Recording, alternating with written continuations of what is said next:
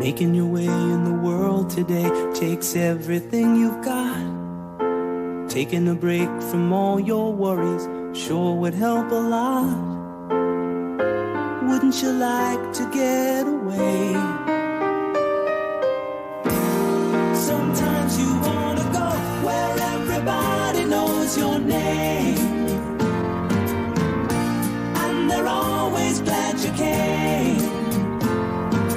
You wanna be where you can see our troubles are all the same. You wanna be where everybody knows your name. You wanna go where people know people are all the same. You wanna go where everybody knows your name.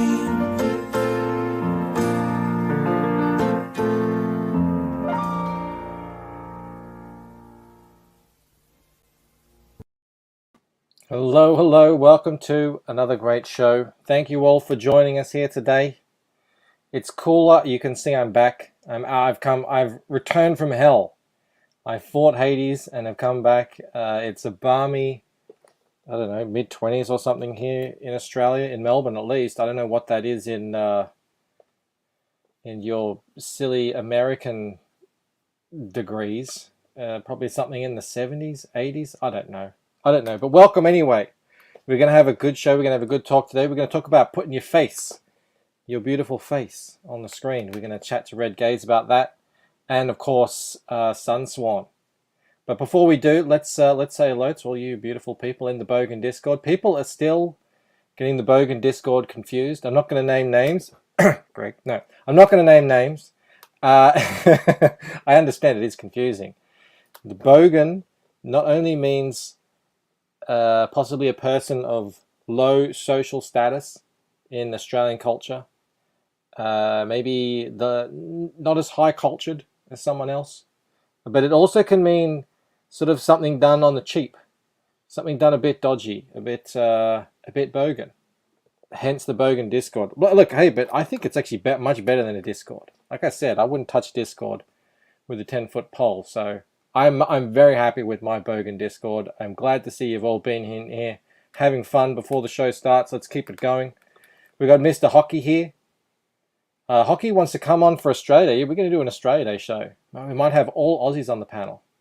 But then does Joe Fulton get to come on? Because he's like an honorary Aussie. So maybe, I don't know. We'll have to think about that. We've got Mo Biggs. Always great to see. We've got Replicator in the house. I was hanging out on Rob's channel earlier. We're talking about an artist. It was pretty cool. We've got Dojo Kun Comics.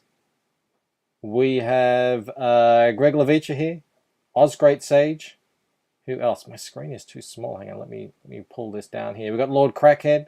Comics Mate in the house. Hello, Dean.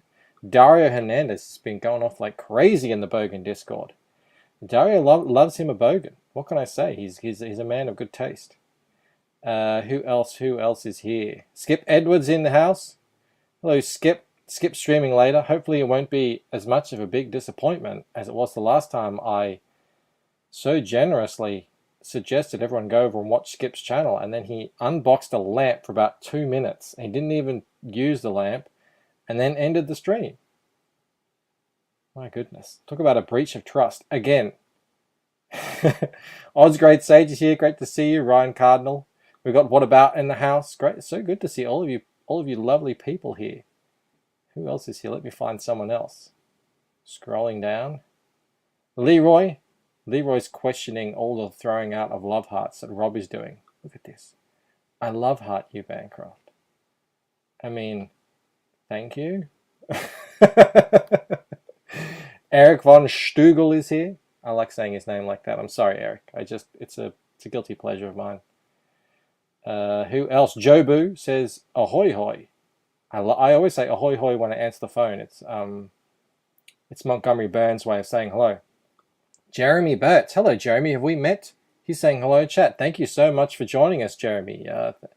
Welcome to the place where everybody knows you. This is the chat where everybody knows your name. So everyone say hello to Jeremy. Make him feel welcome. I see Hockey's in there doing the Lord's work. We got Mr. Struth himself, Todd's Truth. Lama Gigante. I always skip Lama Gigante for some reason. I'm so happy that I didn't. He's calling justice for Skip. Justice must be earned. Justice is blind, I hear. Boogiebot says, hello, howdy, hey, gives us a wave. Lumgigante is saying, I'm early and girly. I can't win. I can't win with this guy. Who else? Who else? I think that might be everyone. I think it might be. It might be... No. Fanacha says, Hal Bancroft. Hal, Lord Fanacha. And Jasper Player 9. Don't want to forget Jasper. And ID Crisis. My goodness, I've missed all these people. I'm terrible. Kimasabi as well. Should scold myself for scrolling down too fast. I missed the mighty Rick Saylor. How did I do that? Unbelievable. Let's get this party started. Red Gaze, how are you, my friend? What's up? What's up? I'm doing pretty well. How are you? I got under 6 minutes on that intro, which is pretty good considering the number of people here in the Bogan Discord in the chat. I noticed that. You took me by surprise. I was sitting here, I had my feet kicked up. I was enjoying my rum and coke and just leaning back on mute. And I was like, yeah, it's going to be a while. I'll just chill out over here and maybe put on some, I don't know, Star Wars or something. Scrolling through Twitter. Put on the extended version of Lord of the Rings. Yeah. They're just all of a sudden, right out the gate. I'm like, oh, shit, I'm on. Well, I always give... I used to bring the people on. I didn't like this view here, this vertical view. Now we get to see a little bit of the... is that Carla's work behind us? Behind us, yes. Fantastic. We get to see a little bit of that. A little bit of a sneak peek. Yeah, I used to bring the panelists on. They used to have to sit there like quietly while I act the fool and say hello to everyone. So yeah, now I do it alone.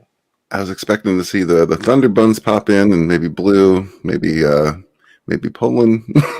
You want Blue? You want Blue? You got him. Hello, Blue. I always want Blue. Hello. Oh, and I just woke up again. I'm right there with you, man. Right there with you. It's great to see you. I see you're here with our resident facist, Michael Bancroft. Yeah, yes, definitely. I am a facist. Good. That's a good word. Blue always comes through, even when he's tired. Joe will also be here, another fellow facist. We can talk about that. Should I go find the offending tweet?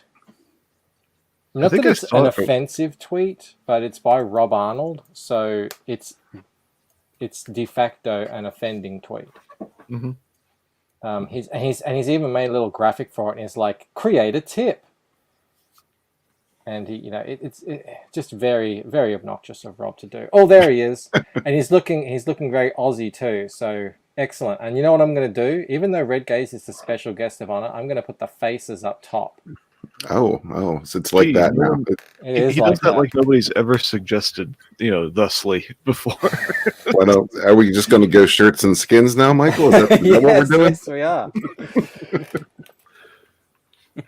Vanessa's popped in. Hey, what are you drinking there, Joe?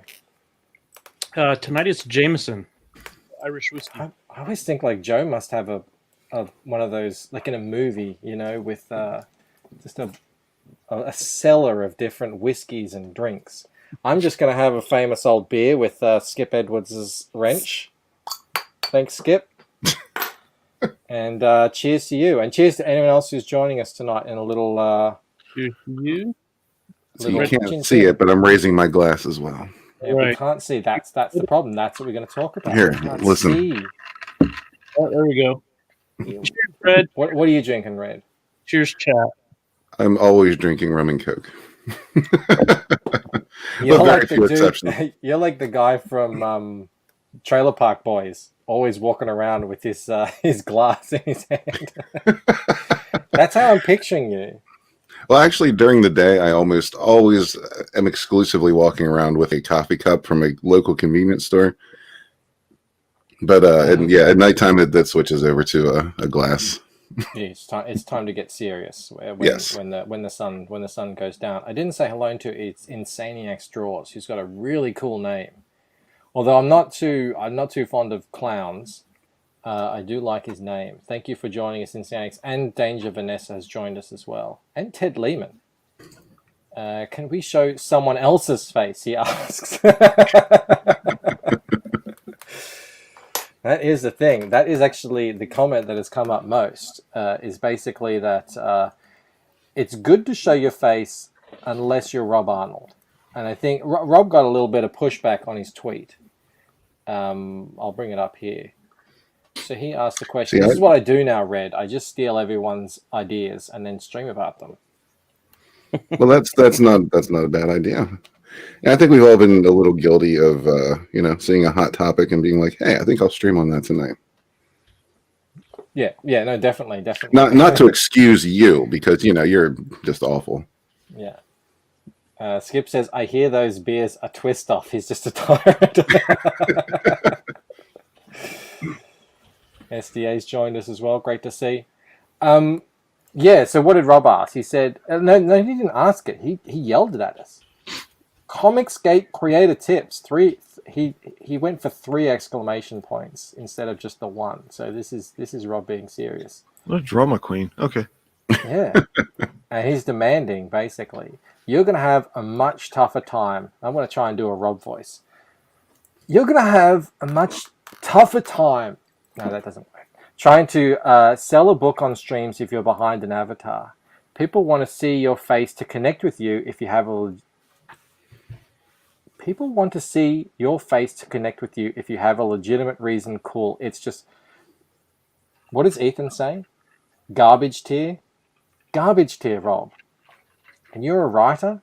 Anyway, but I think I'm going hard on... Have you noticed I'm going hard on Rob tonight? He went so hard on me yesterday in the chat. This is my revenge.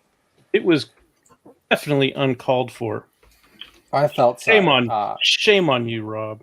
A lot of four-letter words. A lot of 4-letter words. Some of them rhyming with gunt or punt.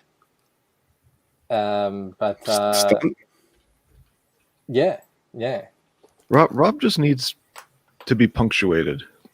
That's it. He does just needs a little bit of punctuation in his life, and all will be well. People want to see your face to connect in order to connect with you. Period. Capital I. If you have a legitimate reason, comma, cool. It's just more difficult. There we go. He says that's why I have an editor, but not for your tweets. Rob, you owe me $3 dues. I did a good impression of Rob the other day behind in a backstage, and I just totally blew it now. So that's why I cut it off short. I think Rob lost sales when he showed his face. I don't know, but the Rob Hawk has definitely probably been a plus for him. So against all odds, but I think you're right. Yeah. Now, I was trying to think about this earlier. So that's the topic of the stream. That's what I stole off Rob. I borrow ideas as well. You can't edit your face, Rob. It's sort of accepted wisdom. I know when I didn't really start getting much traction with getting followers or anything like that until I went onto YouTube and started showing my face. That happened to me, and I know that a lot of people have said the same, and that was actually the reason why I decided to do it. I came out from my avatar. I used to be called Scythe on Twitter. I was Scythe. I just thought it sounded cool. I thought, no, I've got a name. I'm going to use it. And then I put my face out there, and I did actually start to gain traction for the first time in what seemed like years. So it worked for me. But and most people do show their face, but just in our sort of circle of independent comics, yourself, Red Gaze, Reggie Golden Eagle, Cecil. I think we can all kind of figure out what Cecil looks like by now. Yeah, more or less. There aren't many, are there, who aren't showing their face anymore?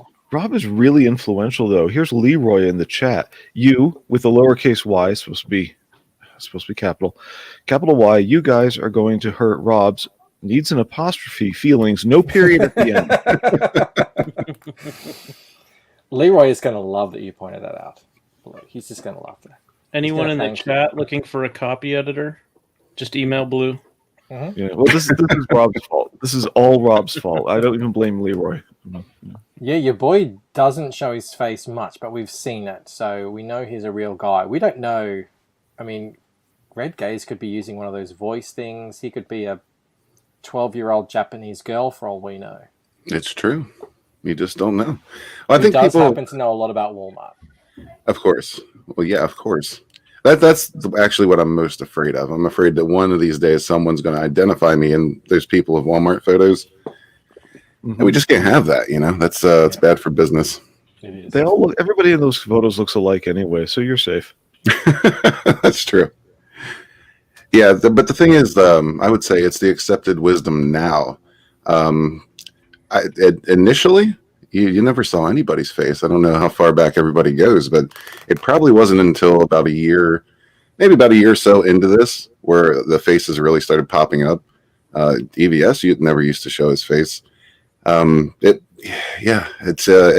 understand it. It can be a trust thing. Like, it is easier to trust someone that you can see and look in the eye, but I don't know that it's necessary 100%. Like, if you put yourself out there and you hang out, you've been around for a long time, and people will learn to trust you. And I think that shows with Sunsworn, at least.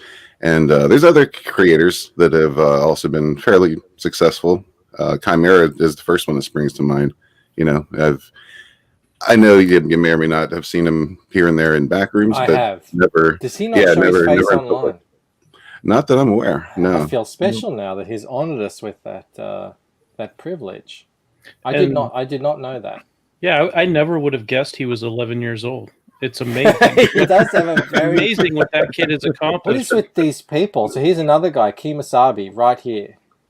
Kemosabe, who was just recently shown his face, and it reminded me of the time when Sargon of Akkad revealed his face for the first time, and I thought, no, this is not what I thought at all. Go back. I can't erase this from my memory. Not with you, Kemosabe, but man, did you shock me. I mean, Kemosabe, I was picturing this sort of stoic older gentleman, and here's this dude with a massive beard, young guy, talking at 1,000,000 miles an hour. I don't know. Anyone who asks me, I think this is actually a good tip that Rob gives. I think anyone new, for me personally, it just does. It does sort of engender trust. Not so much trust as, I don't know, I feel like we kind of evolved to be able to get the measure of someone by seeing their face, and so we kind of get an idea of who they are as a person. Yeah, well, I think Rick Saylor in the chat there might have a valid point. He says, seeing a creator's face make it easy to find them and beat your money out of them. There you go, that's the trust thing. Yeah, that's one of the most compelling arguments I've heard. And it really wasn't until somewhat recently, maybe in the last year or so, where the trust issue has really been called into question for some creators. And I do get it. Like, trust me, I get it. And I don't know, you might see the face of Red Gaze here shortly, maybe. But there's also, there was also a lot of wild times with, doxing and, BS harassment and things like that. That's honestly the main reason why you still see an icon right here. Mm-hmm. Yeah, that's what I was thinking. Like, especially with guys like you or RGE. I mean, he gets into some really anti-SJW and anti-feminist topics and stuff. And he's, and plus you've got the job, and you don't want to lose the job and everything like that. Yeah. When Mr. H, when Mr. H showed his face, I didn't realize he hadn't shown his face before. It was just sort of like, oh, okay. I didn't realize that him putting his face on the line was a big deal. And immediately he had to turn around and start telling people, no, I will not turn my channel into a weightlifting, show off channel. Like, it kind of comes with a little bit of you have to smack things down after that. You guys don't know who Mr. H is, I was going to say, to Red Gaze's point. Yeah, I took certain precautions for my family's sake before showing my face online, and it was just for that reason. I'm not worried about the sane people. My concern is for the proverbial 12 psychos who are always on Twitter at any given time and would love nothing more than to ruin someone else's life and try and make their family miserable just because that's how they get their kicks. So I definitely can relate to anybody who doesn't want to show their face due to doxing concerns. But for me, it was really, it came down to a question of for my potential business, I had to decide I just had to weigh the pros against the cons, and in the end, I tried to, take some precautions, like I said, for the sake of my family, and then I decided to go ahead and do a face reveal. Plus, we've got pretty common names, you and I, Joe. Mm-hmm. There's a million Michaels, there's a million Joes, but there's only one guy who wears a koala on his head and drinks whiskey. Mm-hmm. And that's memorable. Facts. At the moment, I think that might be a trend that catches on. Watch out! Rob's going to try and steal that. Where was it? Antoine said it. Sometimes showing your face is a detriment, and then someone else asked it as well. Legitimately, could showing your face actually hurt you in sales? I suppose it could. Yeah. Like, what if you just have the, there's like that resting bitch face is a thing. What's the equivalent of just like if you look sleazy, I suppose, like a car salesman or something, could that actually hurt your sales? Well, I guess it could, but we will never know what Rob Arnold would look like any other way. So it might be a moot point.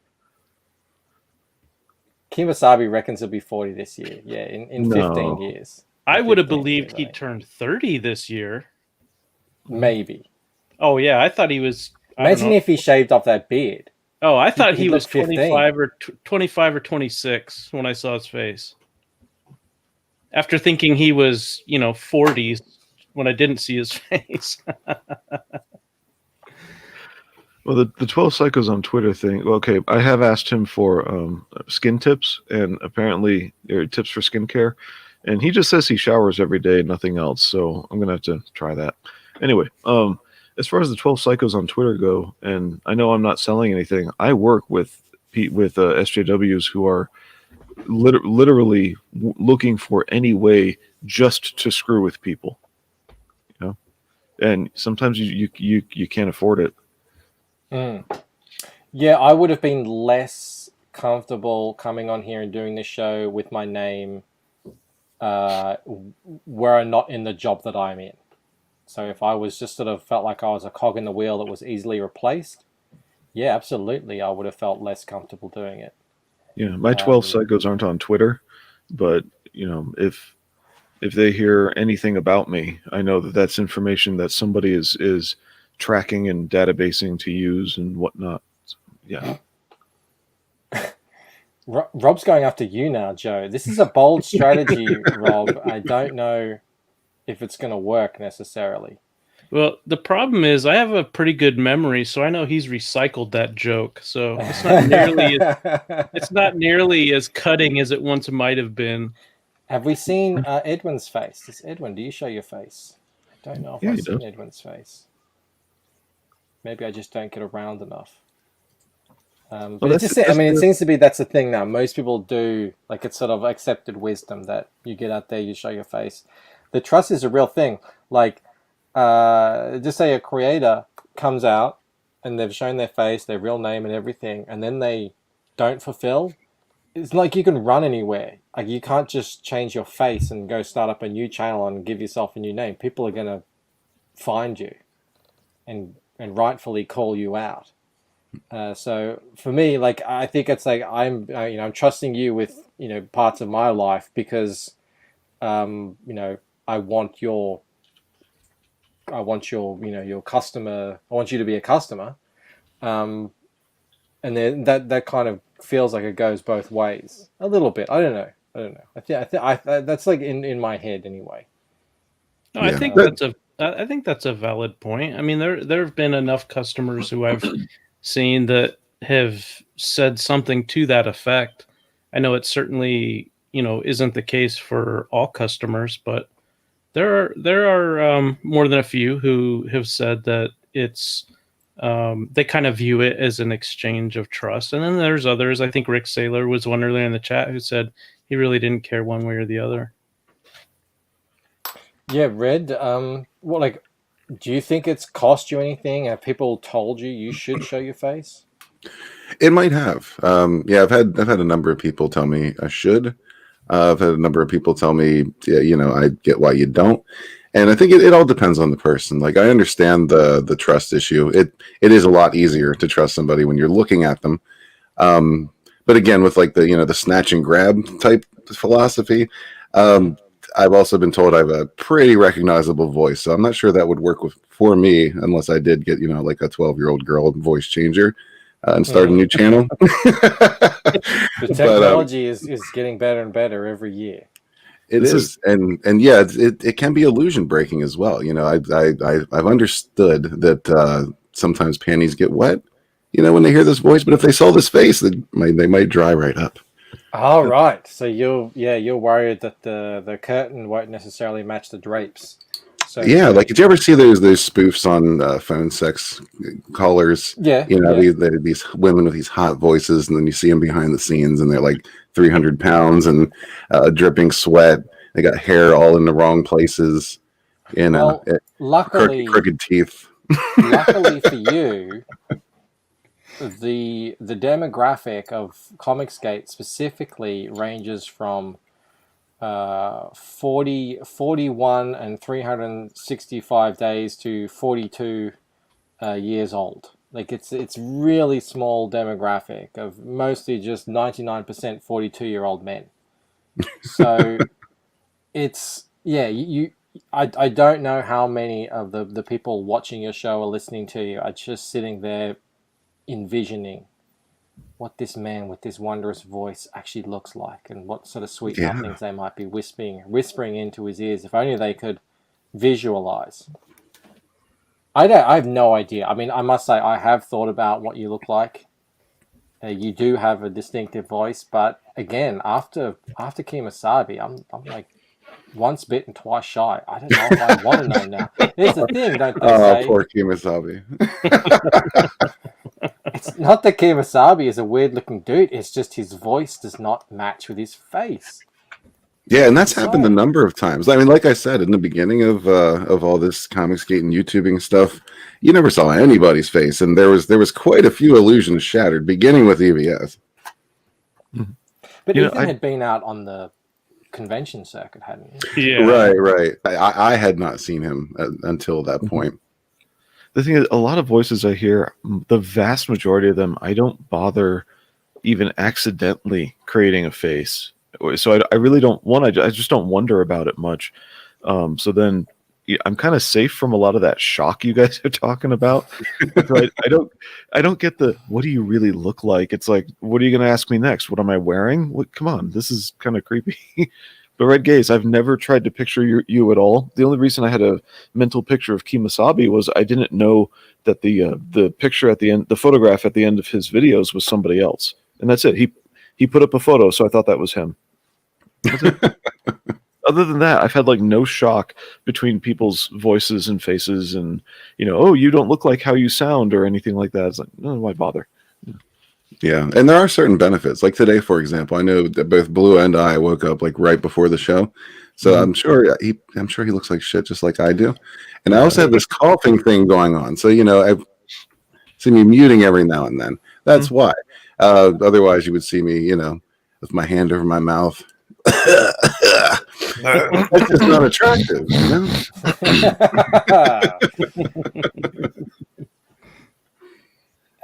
It's everybody's satisfied now. I know. I'm just thinking. I'm trying to picture Red Gaze now. Do you have dark hair? I do not. I have dirty blonde hair. Dirty. I'm way off. Are you seriously contemplating putting your face on the camera? I'm considering it. Yeah. I'm thinking maybe possibly for the launch of Wings of Vengeance, I might just do that. Because a lot of people have told me to, and I have shown myself to a few people in back rooms, just talking, and they didn't vomit, so that's a good sign, right? I'm sure I'm gonna be very shocked, but not because you're a hideous hose beast. I'm sure it's just a normal dude. Yeah. See, I'm also waiting to get my hands on a nice backdrop too, because nobody wants to see a plain eggshell wall, right? That's just a turnoff. Like, look at you guys. You got all these cool things behind you. Is Phil here? We had Phil on the show yesterday. I didn't get to show him. I've got the Lost Pages poster up. next to the video. Attaboy. I don't know if you can make it out, but yeah. I can. I didn't Now see him that you point to it, yes, I can. I didn't see him in the chat. Here, hang on. Let me go full screen. There you go, right there. Lost pages. I'm still waiting on Rob's. I'm still waiting on Eric Weathers, but it's going to be good. It's going to fill out the whole space. It's going to be nice. We've got Dillard Draws here. He says, good looking guys in here. I'm going to go tell the guys the sausage hunt was successful. He wants to know what color eyes you have. There you go. What color eyes you have? Probably blue. But you see, if Blue and I were showing our faces, he might not have made that comment. He would have said, what a bunch of ugly sows you have in there, Michael. We need to do surely there's someone in Comicsgate who could do a police sketch. We could get that done. We just have someone go on, Red describes his face to the person, and then they hold up a picture that they've drawn and see if it's close. We could do a stream on that. After a stream once, I thought I had met Rob before. I really thought I did. I popped on my camera because we were chatting, and all of a sudden I hear him talking about that voice coming out of that face. It doesn't match. I don't get it. I'm just like, dude, why are you worried about? I'd be more worried about Corey with that IQ coming out of someone that. Oh. Damn, Blue, vicious. My goodness. I couldn't think of anything else. I was trying, but I just said it's all right. It's been rattling around long enough. Let it out. Lucky Corey's working today. My goodness, this show it's getting more vicious and vicious by the day. You mentioned Sunsworn, Wings of Vengeance earlier, which I thought would be a good segue to actually taking a look at yes, sir. Sunsworn, Wings of Vengeance. Actually, first let's look at Sunsworn, Edge of Annihilation. For anyone, and I don't know who is in here, but maybe there are some people in here who aren't aware of who Mr. Red Gaze is and Red Gaze Studios and what they do.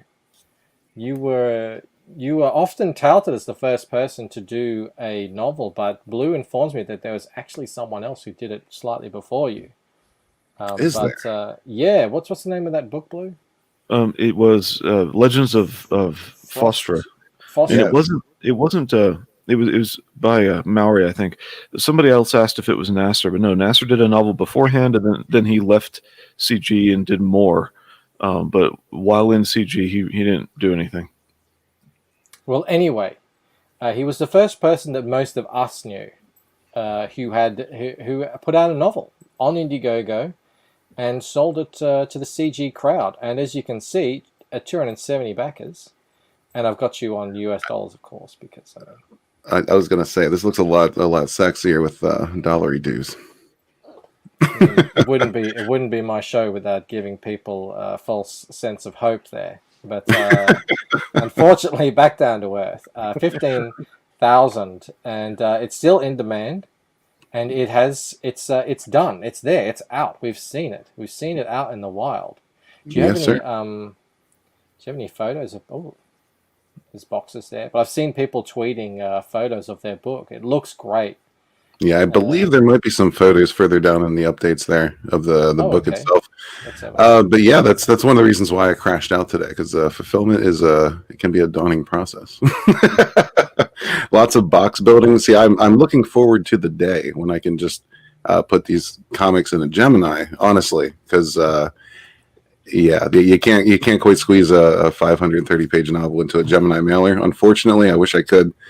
But the boxes I got to build, and then of course I went to the Vinnie Tardamella School of Fulfillment, so I'm making sure all these boxes are reinforced with tape on all the corners, make sure nothing gets in there, nothing's moving around. But yeah, it's been a process, and the process continues. But I'm not going to stop until they're all out, and I'm not actually going to make Wings of Vengeance live until they're all out either. Mitchell got his Sunsworn. Looking forward to reading it. Came in great shape. Looks awesome. Yeah, I've got the photo of it here. Awesome. Thanks, Mitchell. I see you've got that cool.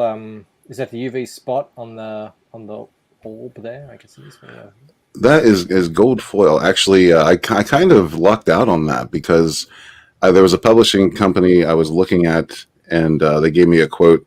They kind of made my eyes widen a bit. So I searched around and I found this company. They're called Book Mobile. And they yeah, they gave me a much lower quote, and from what I received, I would say for a much higher quality product. So I'm very impressed. So I said, yeah, go ahead and put that gold stamp on there for the people. Make this a very special edition. And so the entire front cover outside the gold is glossy, correct? If I see correctly. Correct. Yes, sir. Those are like your kitchen lights up in the globe there. yeah. I'm not the best photo taker. I usually have some kind of glare. But yeah, again, another reason why you're not seeing me a lot, because my lighting sucks. I know everybody thinks I'm this very professional guy, but yeah, I don't want to shatter that illusion either, right? Rob has done the work of shattering the illusion. Exclusive now, we have an official police sketch of Red sent in by Rob Arnold himself, known for his exquisite artwork. There we go. Is this you? That's surprisingly close. Has he captured your essence?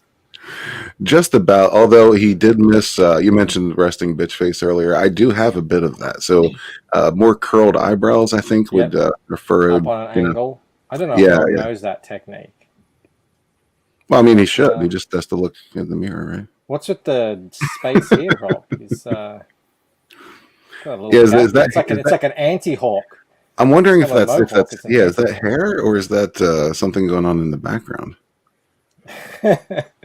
I don't know, but thank you, Rob. Thank you for that wonderful addition. And Kimasabi says he writes books. He's up to a third one in the series. Where was it? It was up here somewhere. Oh, very nice. Yeah, third novels. One in the series. He wants to know if CG would be interested in. I mean, we read comic books. I'm guessing we read. I know I read novels. I used to read novels when I had time. But hey, Red did it. He got a whole bunch of backers. So yes. Yeah, this was kind of an experiment because I wasn't sure if people would be interested in a prose novel. But it seems at least some people are. So I'm very happy about that. I plan to continue it. And slip in some comics in between.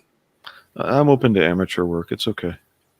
I just noticed, thank you, Jason Black, for pointing out. I just noticed that the two guys not showing their face on the stream are called Red and Blue. Yeah, I mentioned that earlier. There's something in that. I don't know what it is, but it's something. Well, that's because you're not a member of the Illuminati. You and I don't have the secret codex, which would maybe I got to get in touch with Patrick and grab his secret Mason ring. There you go. I can find the secret book and unlock the mysteries of the universe. Are we calling people out based on color now? Is that what's happening? Apparently, we are. So this is done. This is out. This is the introduction novel to the SUNSWORN universe. But you have a bunch of art in this project as well. It isn't just a novel. You had accompanying art from people. Yeah. There's a visual companion that accompanies this. If you get the featured perk, it's just I figured if I am going to try to sell to the the Comicsgate crowd, I should probably at least have some awesome art in there too, right? So just started asking around. Actually, Narwhal was one of the first people to do concept art for this. And just kind of snowballed from there. Some people started doing fan art. Actually hired a few of those people to put some things in the visual companion. Lakeem Amir, I tell you what, if it wasn't for that dude, Starships would have probably never happened. So I'm eternally grateful to him.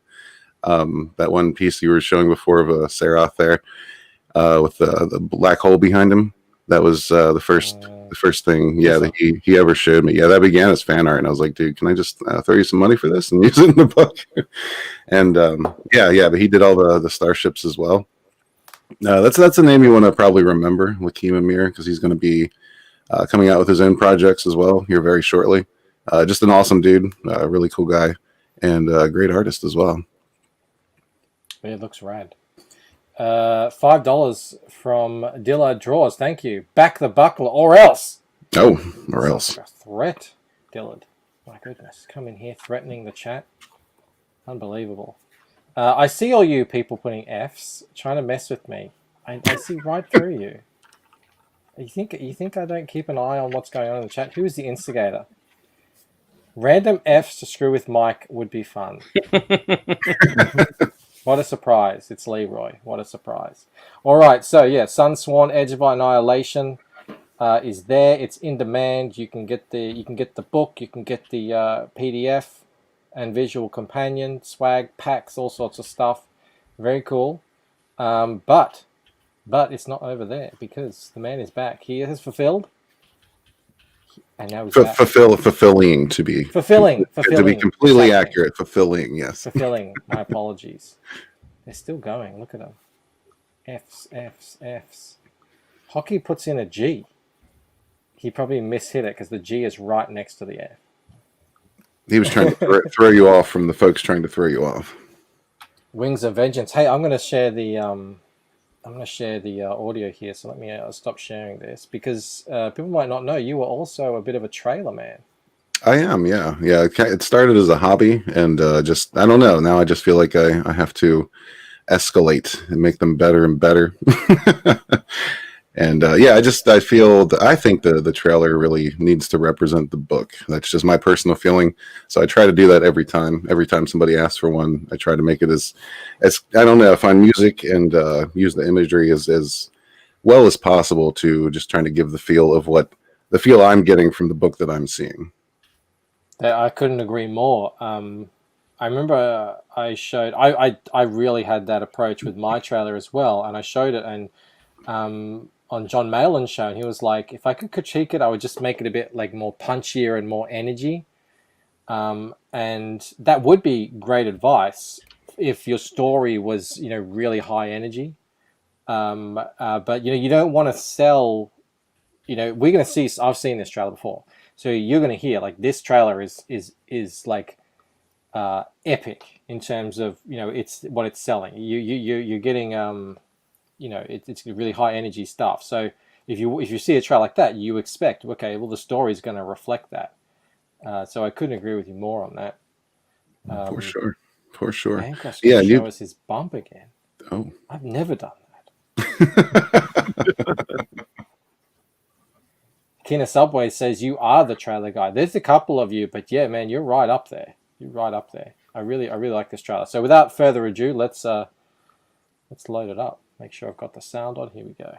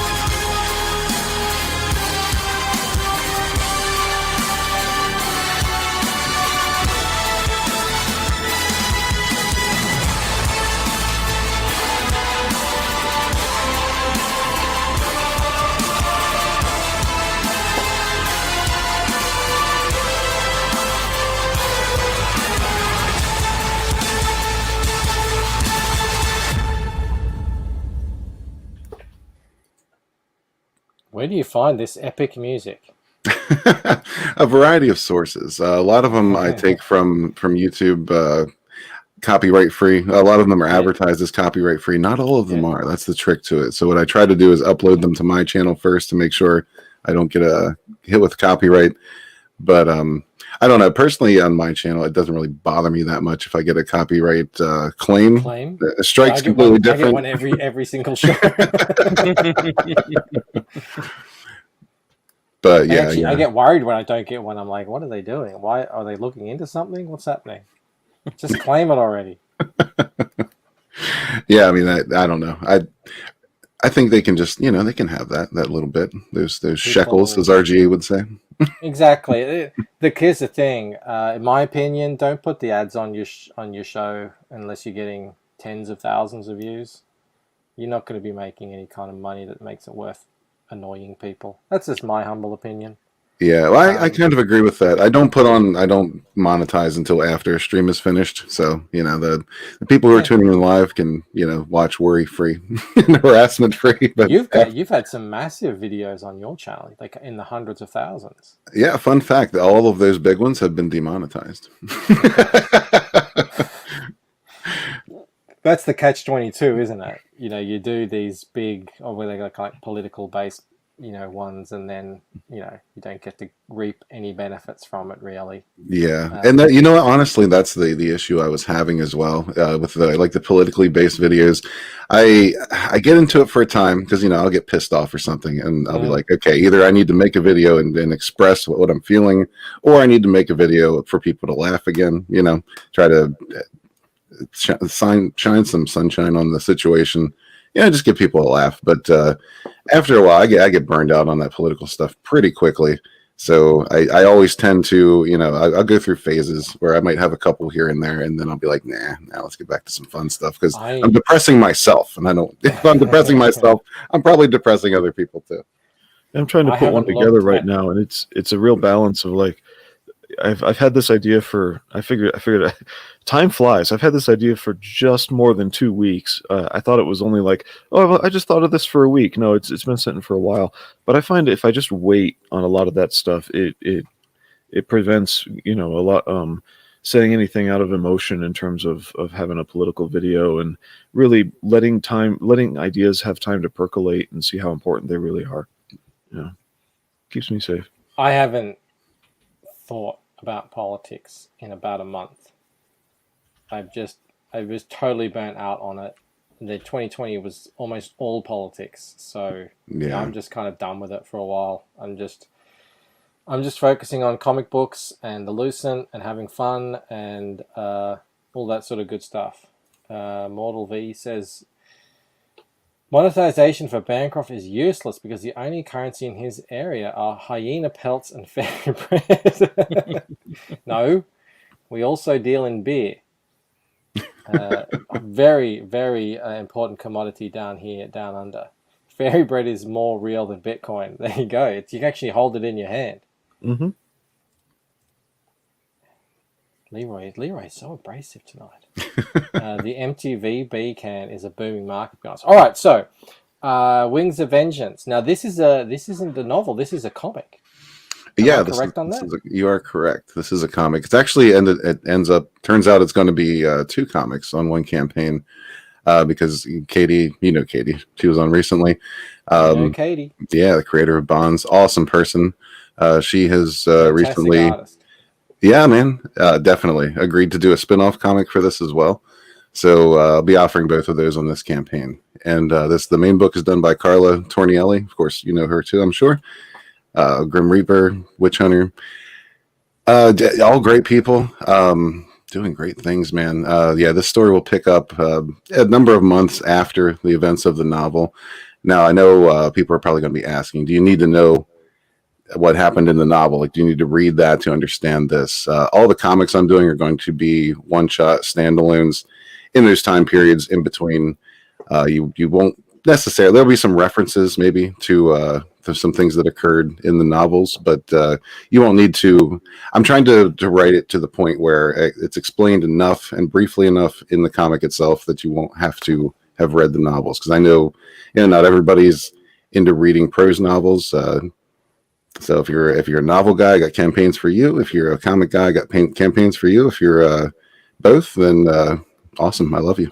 It's a really good idea. I'm both. I prefer novels, but I just don't have time for them anymore. Whereas, I can sit down and, read a comic for 20 minutes, half an hour before going to sleep or something. But yeah, I think it's a great idea. You don't need to read the novel to understand the comic, and you don't have to read the comics to enjoy the novel. But it adds to the overall experience if you do. Right. Yeah, exactly. And in the following novel, book 2, I intend to do the same thing. Explain enough of the events that are relevant to the events that are happening in the novel that you won't have to have read the comics either, if that's not your thing. Well, let us know. Tell the good people here in the chat what is SUNSWORN. What is this all about? Sunsworn is a universe that I actually invented years and years ago, about 15 or 16 years ago, I would say. And it started off as a role-playing game campaign world that I created for Mutants and Masterminds. And yeah, I loved it. I love that world. I love that universe. And the players loved it as well. And I've said this a number of times. I don't know if people were tired of hearing about The Last Jedi yet, but that was really the final straw for me as far as Star Wars is concerned. And it that got you off your ass. It did. Yeah, it did. So thank you, Ryan Johnson. Hashtag thank you, Ryan Johnson, for ruining my favorite franchise. So yeah, I got off my ass to do this. Do you know what it was for me? Twilight. Oh. My sister was at that age. She was 13, 14 when Twilight came out. And she was like, you got to read Twilight. And I read it, and I was like, this isn't, at the time, I think it was about, she'd made $80 million off the novels. And I was like, I got to write a book. I mean, this surely, I could make $80 million. Yeah. Hasn't happened yet. Right? Yeah. You'd like to think that, wouldn't you?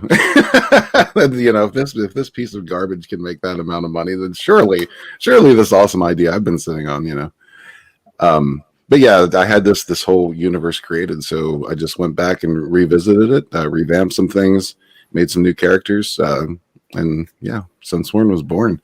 It's epic space fantasy at its finest, I like to say, because that's what I believe. And yeah, I think there's not a ton of this kind of thing out there. I don't think there's a lot of sci-fi, there's a lot of fantasy, but space fantasy is my bag, man. I love the two intertwined. Like I'm more of a fan of intermixed genres than just taking one genre and kind of going with that.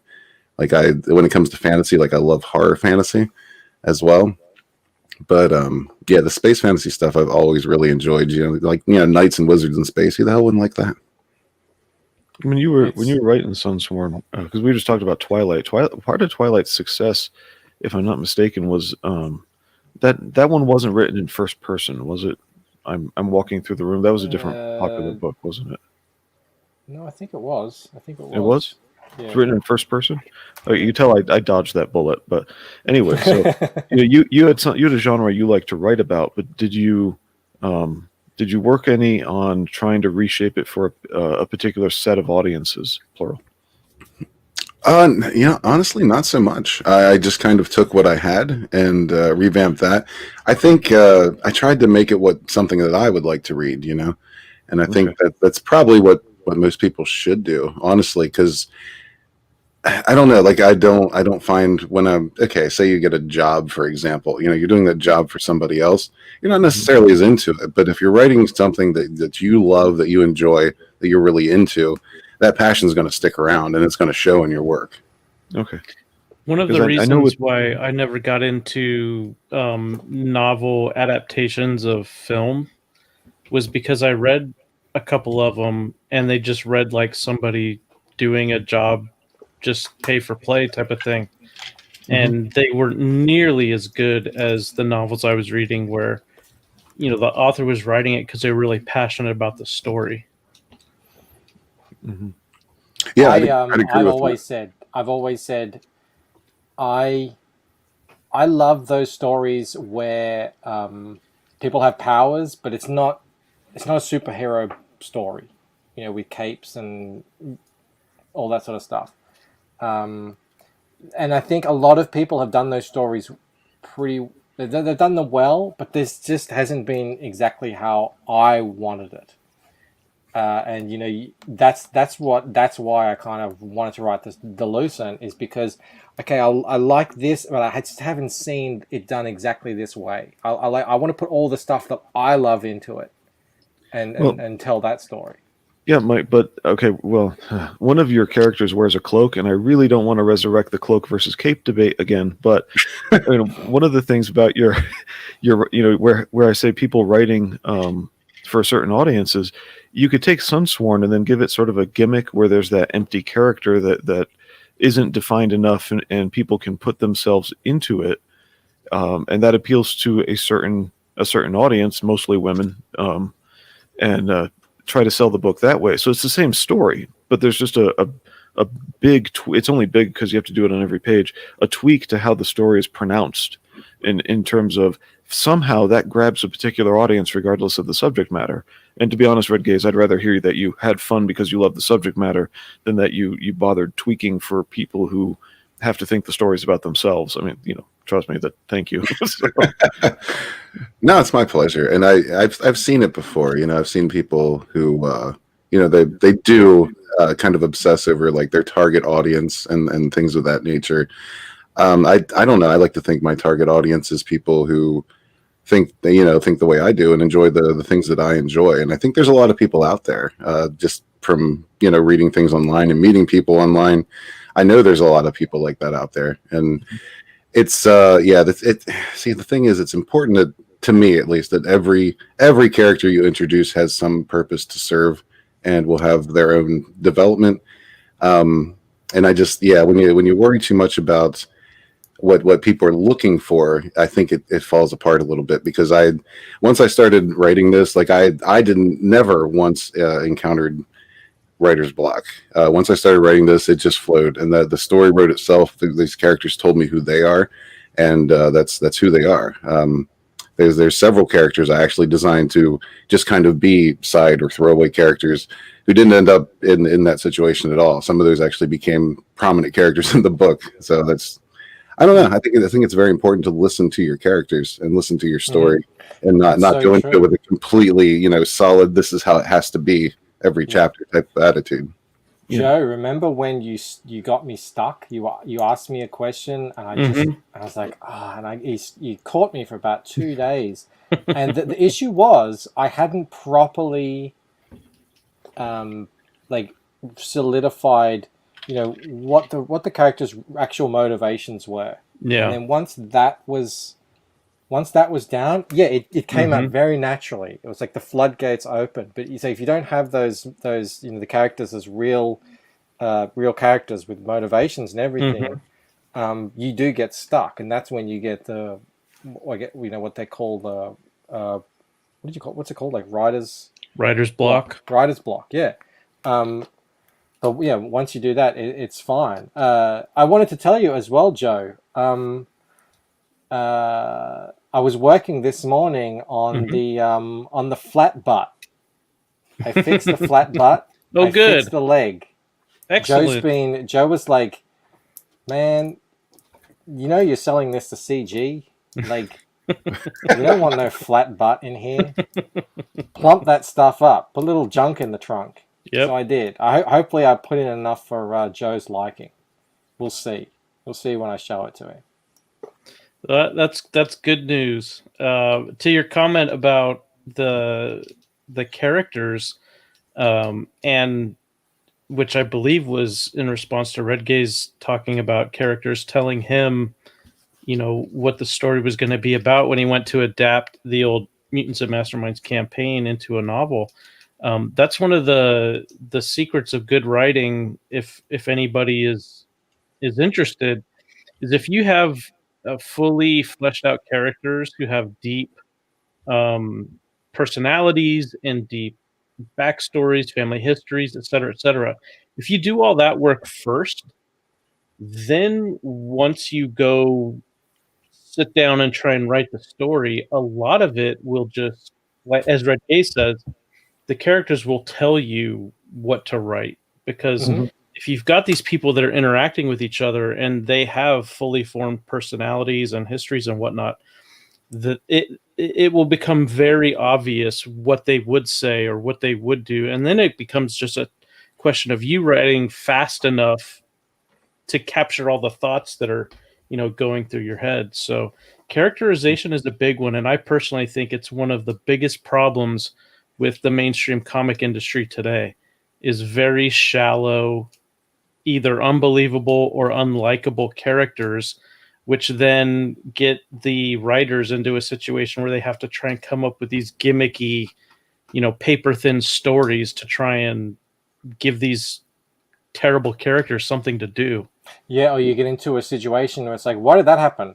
Why did that character say that or do that? Well, because it needed to, because we want the plot to go over here. Yep. That's the Well, worst. and interestingly enough, I think one of the main reasons for that is because most of these weirdo writers you're seeing these days are trying to write the characters as themselves. And what they fail to realize is they're just not that interesting. And if you're Yep. not that interesting and you're trying to build your characters around you, guess what? Your characters aren't going to be that interesting. Well, one trick that is helping me get through editing AR-15 orangutan is we're more free than what the characters would do in their own personalities. Everyone's a high functioning autistic. It works perfectly. Going well. So you base those characters off of this show. Yes. One of the characters is based on me. I don't know how he did that, but I'm flattered. Thank you, Mo. Capturing thoughts in your head is what AAT is all about, says Mo. I was about to ask if you're okay, Michael. You seem like you were stuck on this one comment. Well, Brad, one of the reasons I brought that whole thing up was it's not just that. Now, 50 Shades is one that I think was written in first person. I didn't read it, so I don't know. But there's the marketing thing of it's not just how you create the book. Although what Joe said sounds like more like what you were doing. Let's see. There it is. Anyway, I like your guys' method better, but it is a marketing technique in nonfiction books and this literally is because more women buy prose books than men, to go ahead and put in a personal chapter. So this and postmodernism have really destroyed a lot, even to the extent of documentaries now. So I picked up one nonfiction book, and chapter 4 was all about the basically an autobiography for the author. I'm like, what is this doing in here? And then it got explained to me that, that's because women like that in any book they read. So to sell any book, including nonfiction, you have to include, here's my story. And then I have a documentary, pretty expensive, tons of bonus material on the DVD version, but even the book, or both the film and the book version of the documentary, they start as a documentary about how the documentarian discovered what he's discovering instead of just being the topic itself. And it's like really annoying and wastes time. So I'd rather read a book that's not trying to tailor to certain personalities and instead just is you in particular this time loving the world in your head where the characters all have separate personalities. Just there's my big drop for the show. No, I gotcha. And that even extends to the point where I considered doing the whole, about the author thing in the back of the book, like everybody does. And I just, I started writing it and I was like, nobody cares. Nobody cares what, nobody cares what I if I would grow up fishing or, if I'm into, plushies. Nobody gives a shit. They just want a good story. So here's your story. So what I did instead was put all the backers in the back of the book because that's what made it happen, Maybe that's why it doesn't matter as much in CG, whether or not you show your face, because maybe we just don't care as much. But if we were all women, then we would. You do notice on books, they usually will have that description, like Joe said, and a photo. Yep. Yeah. So maybe that's like a female thing. I don't know. But we're coming to the end of the show. Everyone go sub to Red Gaze as well. Great channel. I haven't stopped in a while, Red Gaze. I apologize, but if I find myself, that's okay because I've been slacking honestly with the fulfillment and the writing.